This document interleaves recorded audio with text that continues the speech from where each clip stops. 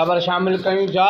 GNP bureau chief Mohammad Saleem Memon जी report मूजिब all Pakistan doctors association and welfare foundation ऐं SQ ultrasound institute जे 3 सालियानी तक़रीब सद बैंक्वेट आशा मंज़िल में मुनक़िद कई वई, जंहिंमें 5 ऐं 6 अल्ट्रासाउंड कोर्स मुकमल कंदड़ 430 डॉक्टरनि खे सर्टिफिकेट ॾिना विया।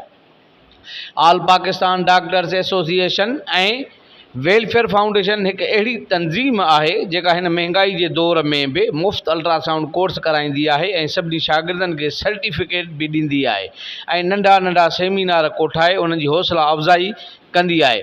डॉक्टर कुर्बान अली ॾाहिरी ओलह प्रेस क्लब जे सहाफ़ी सां ॻाल्हाईंदे चयो त असां 2022 में एक ॿूटो लगायो हुयो जेको अॼु एक वण बणिजी चुको आहे, जंहिंजी छांव में असां केतिरा ई डॉक्टर अल्ट्रासाउंड जो फ्री कोर्स करे रहिया आहिनि। 2022 में ऑल पाकिस्तान डॉक्टर्स एसोसिएशन ऐं वेलफेयर फाउंडेशन जी टीम मुतफ़क़ा तौर ते हिकु फ़ैसिलो कयो हो त ऑल पाकिस्तान डॉक्टर्स एसोसिएशन ऐं वेलफेयर फाउंडेशन माण्हुनि खे सिहत जूं सहूलियतूं फ़राहम कंदी ऐं अल्ट्रासाउंड कोर्स कराईंदी, चाहे होम्योपैथी हुजे या एलोपैथी हुजे या हिकमत सां जुड़ियल हुजे या यूनान जो इलाज कंदड़ छो न हुजे।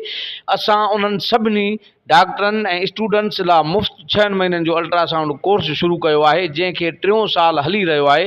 जेकी शागिर्द गुरबत जे करे फीस अदा न करे सघिया आहिनि, असां उन्हनि खे पंहिंजनि पेरनि ते बीहारियो आहे। अहिड़ा सवें शागिर्द असां जे SQ अल्ट्रासाउंड सेंटर में 6 महीननि जो कोर्स मुकमल करण खां पोइ हर महीने 1000 रुपया कमाए रहिया आहिनि।